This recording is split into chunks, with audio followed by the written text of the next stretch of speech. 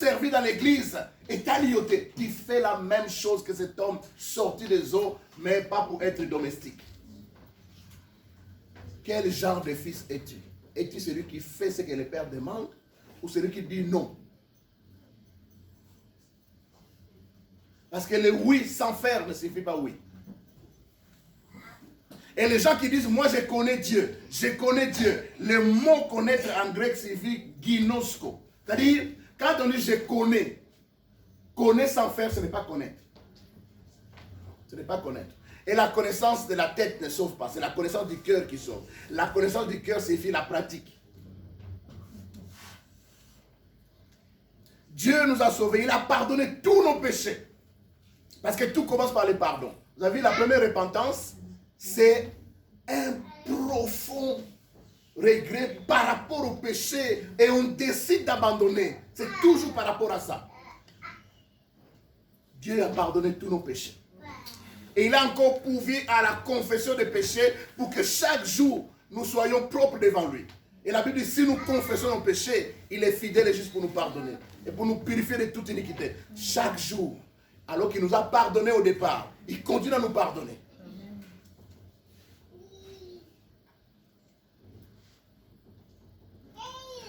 Pourquoi cet enfant regrette les gestes qu'il a posés?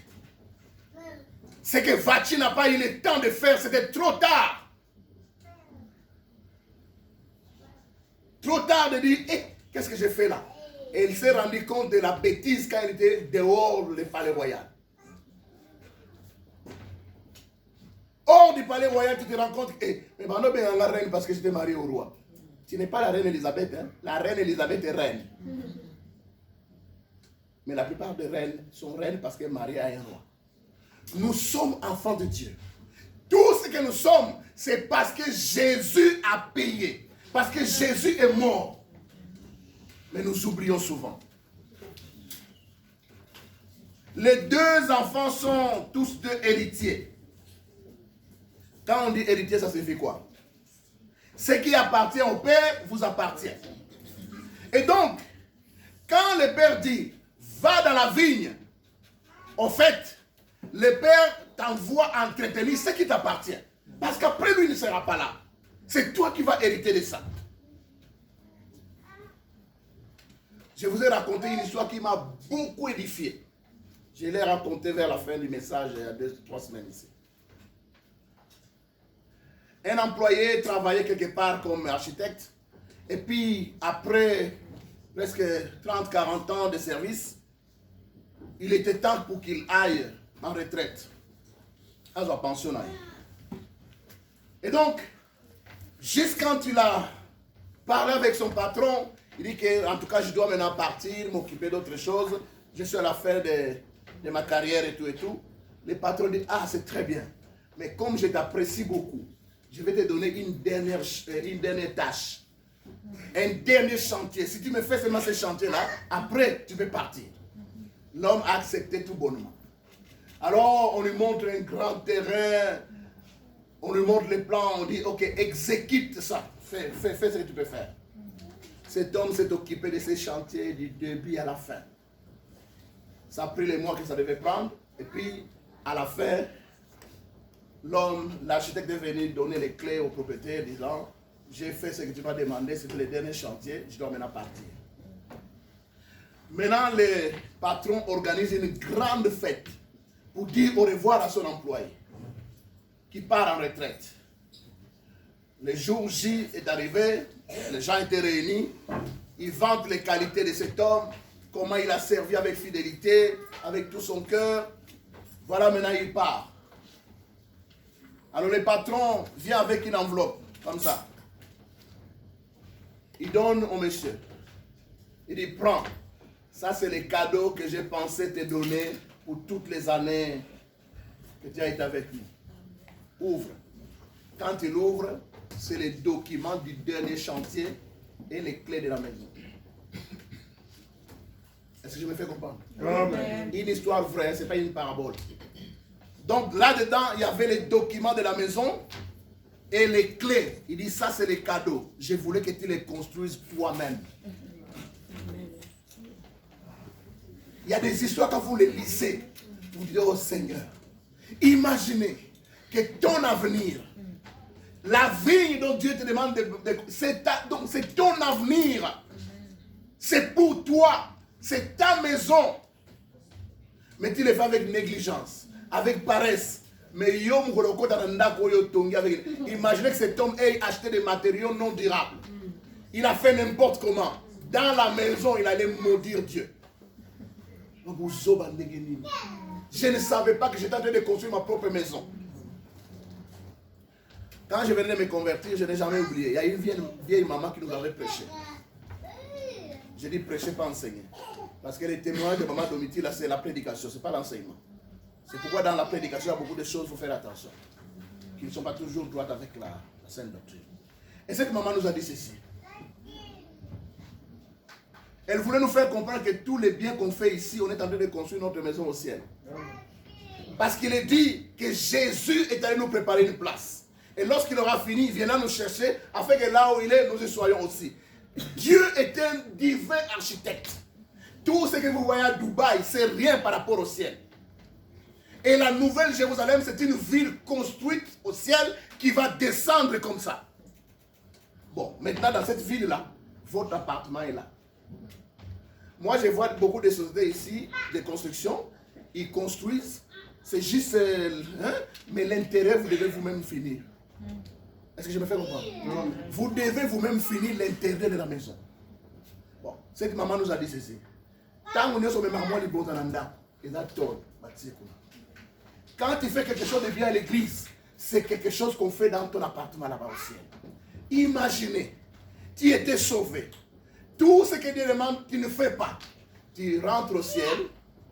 On dit, jardin bien, les toitures bien faites. Mais tant on ne commet pas dans yo, tu te retrouves à Bumbo. Les mêmes jours, il y aura des Lucifer au ciel. Beaucoup de gens vont se révolter au ciel. Heureusement que l'esprit de révolte ne sera plus là. Tu seras malheureux, il y a Bumbo, il y a l'eau là. Mais ceux qui sont à la Gombe ne sont pas à la Gombe parce qu'ils sont des enfants de Bemba, de Mobutu. Non, parce qu'ils ont travaillé. Le salut est gratuit, mais les récompenses se méritent. C'est pourquoi il est dit dans 1 Corinthiens 5, beaucoup de gens vont entrer au ciel comme au travers du feu. C'est là où les catholiques ont créé la doctrine de purgatoire. C'est comme si on vous faisait passer par le feu. Tu es entré jusqu'à l'eau là. Il n'y a que le salut, mais récompense zéro. Mais l'essentiel, tu es sauvé pour l'éternité. Mais tu es sauvé pour l'éternité parce que tu es héritier. Tu as lié à la vie de Dieu. Mais commence à travailler pour que ton château soit construit. Et les jours que tu vas entrer, d'ailleurs quand tu finis ta mission, Dieu dit comme avec l'apôtre Paul, entre dans la gloire de ton maître. Tu regardes, oh quel château. On dit, les bons de l'Union sociale qui est chaque fois que tu venais nettoyer l'église, c'était un carreau. Chaque fois que tu donnais de l'argent, je ne sais pas, c'était un meuble qu'on déposait. Je n'ai jamais oublié cette prédication. Jamais. Quand je fais le bien, je sais que je le fais pour moi-même aussi. Il est dit dans la Bible, celui qui prend soin d'une vigne en mangera les fruits. Celui qui prend soin d'une vigne en mangera les fruits. Proverbe 27, 18. Celui qui prend soin d'une vigne en mangera les fruits. Vous savez, en prenant soin de l'église Christ est roi, combien de gens ont été bénis? Je parle seulement de mariage. Les frères Yenga et la sœur Lili se sont mariés ici. On a fait venir même les frères Mente. Nous étions les parents, on était là. La sœur Catherine et le frère Alain, Yamundele, ils se sont mariés. À l'époque, on louait chez les Arabes là-bas. Le pasteur Albert s'est marié avec la sœur Chahi, ici. Le bishop est venu. La sœur Marie-Josée, Mabache, Libal, Patrick Hélène, Papi China. Et pour clôturer la liste, JC Marlène. Vous voyez, en travaillant dans la vigne, nous nous faisons du bien nous-mêmes. Imaginez si l'église Christ de Rome, il y a 2 ans, 2017. 2017. Ok, si on avait fermé l'église en 2012, est-ce que la sœur Marlène allait rencontrer le frère JC? Non. Non. Non. celui qui prend soin d'une vigne en mangera les fruits. C'est pourquoi la Bible ajoute en disant, priez pour la ville dans laquelle je vous ai amené en captivité, parce que votre bien dépend de cette ville-là, du bien de la ville. Si vous cherchez le bien de l'église, vous-même, vous allez manger les fruits du bien de l'église. La vigne du Père, c'est votre vigne, c'est votre héritage. Pour nous qui n'avons pas hérité, nous ne comprenons pas. Mais ceux qui ont hérité de leurs parents, ils savent ce que je suis en train de dire. Papa a travaillé pendant des années et après il a commencé à vous initier pour que après lui vous puissiez continuer. Prenez soin de la vigne. En prenant soin de la vigne, vous êtes en train de prendre soin de votre héritage. Servir Dieu doit être une passion. Amen. Amen. Moi, toute ma vie, de la conversion jusqu'au jour où je vous parle, c'est parce que j'ai rencontré Jésus. Si je n'avais pas rencontré Jésus, le mariage de Rachel, demandez à maman pasteur, demandez au frère Oscar, il connaît. Mais les parents de Néhémie, le mari de Rachel, ils étaient missionnaires avec nous. On a travaillé au campus pour Christ de 89 jusqu'à 95. Ils sont partis en Côte d'Ivoire. Mais c'est parce que les parents se connaissaient qu'aujourd'hui Rachel s'est mariée. Néhémie était, je pense, comme un jeune frère qui je vais présenter ici. Oscar. Néhémie a gagné de nan. Notre jumeau, le garçon, viens un peu. Il n'est pas là. Hein? Voilà. Oh, non, Néhémie n'était pas comme ça. Lis pas ça. Béni. Juste là, tiens-toi là. Regarde, Néhémie était comme ça quand on était alimenté. Demande au papa, demande à maman pasteur. Moi, je devinais. Voilà. Donc, on servait en tant que missionnaire. Et qu'est-ce qui se passe? On arrive maintenant en 2000, si c'est 19 ici, 18. La maman de Néhémie dit, mais va un peu en Belgique, ne passez pas en genre de 3 filles. Parce qu'elle nous a raconté ça. Ne passez pas en 3 filles, va là-bas. Et puis il est venu comme explorateur. Et nous, on ne savait pas pourquoi il était venu. Il était gentil, il nous achetait tous des cadeaux. Oh, il savait ce qu'il faisait. Sa mère l'avait déjà dit, et souvent, Rebecca est un peu cool là. C'est Rebecca qui était tout avec Néhémie. Rachel boudait d'ailleurs. Et puis, il est rentré au Congo. Et maman pasteur est partie au Congo avec Rachel et Rebecca.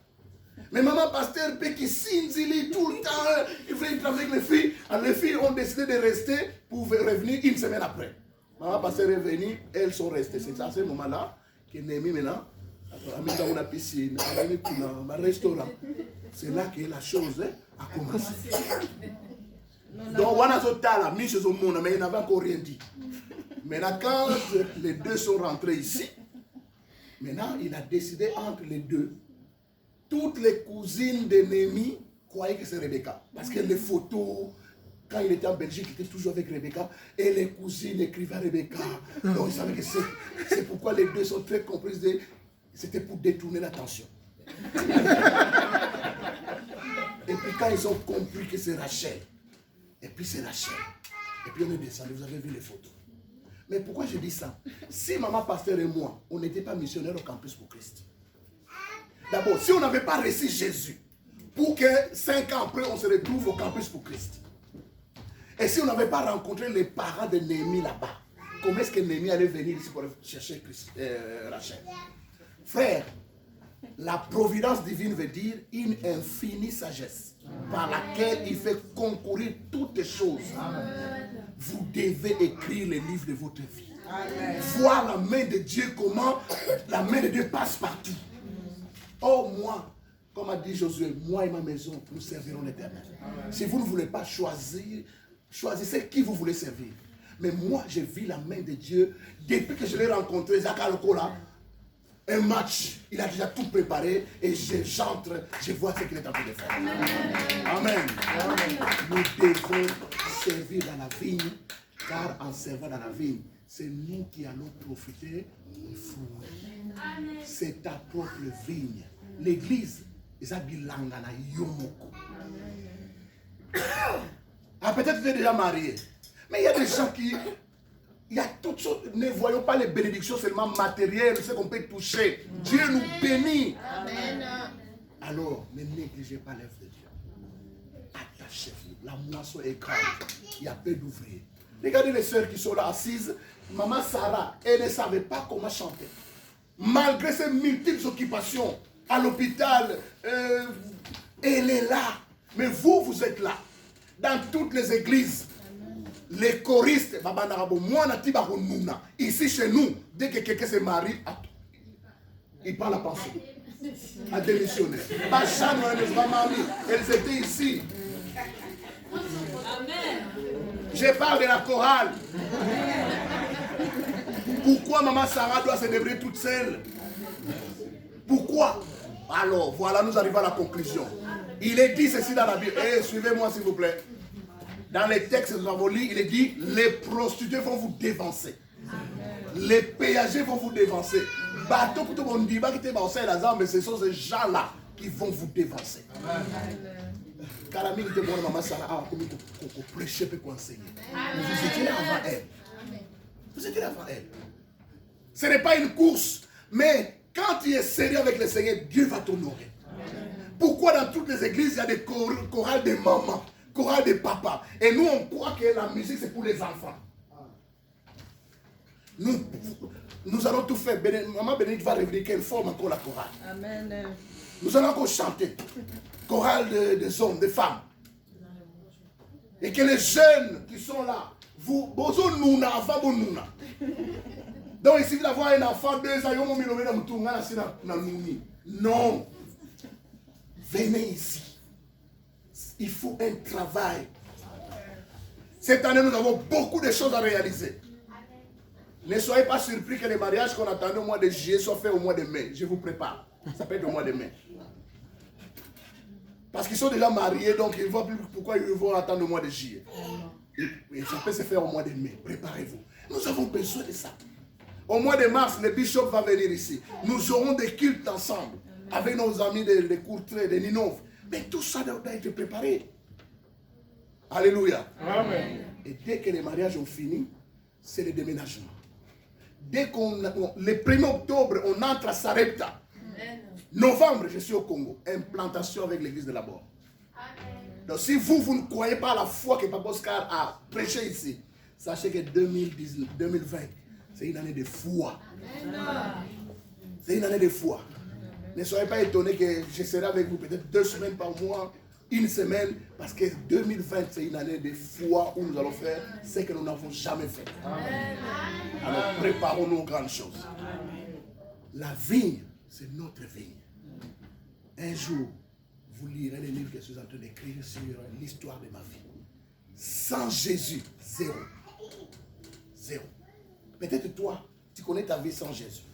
Mais moi, toute ma vie est liée à la première transformation, à la première conversion. Il te met en contact avec tel. Tel t'amène ici. Tel t'amène là. Tel t'amène là pour qu'aujourd'hui tu prêches l'évangile. Et encore ce week-end avec maman Marlène, maman Divine et papa Gédéon, nous allons nous retrouver en Ukraine. Et puis, si tu vas en Ukraine, nous sommes colotés. Ce qui est coloté, tu vas en Ukraine.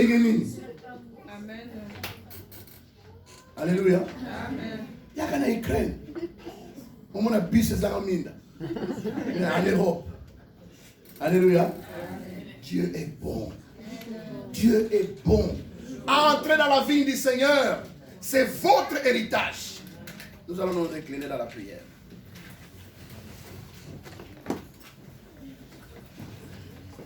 Nous nous devons prier. Il y a un chant qu'on chantait à la Ligue. Dans mon cœur, j'ai choisi de suivre Jésus. C'est un chant qu'on chantait à la Ligue. Dans mon cœur, j'ai choisi de suivre Jésus-Christ. En mon cœur, j'ai choisi de suivre Jésus. En mon cœur, j'ai choisi de suivre Jésus-Christ. Oui, pour toujours. Oui, pour toujours. Fais de ce chant ta prière. Décide de suivre Jésus. Si tu as déjà accepté Jésus comme Seigneur et Sauveur, décide de le servir, de t'engager dans sa vie. Mais si tu n'as jamais accepté, accepte-le comme Seigneur et Sauveur. Et puis tu t'engages dans la vie. En mon cœur, j'ai choisi de suivre Jésus-Christ. En mon cœur, j'ai choisi de suivre Jésus. En mon cœur, j'ai choisi de suivre Jésus-Christ. Oui, pour toujours. Oui, pour toujours. Si mes amis s'en vont, qu'importe moi j'irai. Si mes amis s'en vont, qu'importe j'irai. Si mes amis s'en vont, qu'importe moi j'irai. Oui, pour toujours. Oui, pour toujours. Au monde j'ai non, joyeux je prends ma part. Au monde j'ai dit non, j'accepte la croix. Au monde j'ai dit non, joyeux je prends ma croix. Oui, pour toujours. Oui, pour toujours. Moi, j'ai décidé d'entrer dans la vigne. Depuis que je me suis converti, je sers le Seigneur. Je sers le Seigneur. J'ai investi mon temps, j'ai investi mon énergie. J'ai donné toute ma jeunesse. Je l'ai rencontré à l'âge de 20 ans. Aujourd'hui, j'ai presque 56 ans. C'est 36 ans que j'ai confié au Seigneur et il ne m'a pas déçu. Au contraire, ce mois de février, il vient encore de m'honorer, de nous honorer, ma famille et moi, pour montrer combien il est fidèle. Qu'est-ce que tu décides? Qu'est-ce que tu décides? Est-ce que tu vas faire comme cet enfant qui dit oui et qui ne fait pas? Bah non, sinon ça va passer à Awa. Mercredi, vendredi, dimanche, la chorale, le nettoyage, au Yokaka. Mais qu'est-ce que tu fais après? Rien du tout. Voilà pourquoi Batou va vendre la gare du Nord, va prostituer. Quand il va se convertir dans l'église, il sera basali.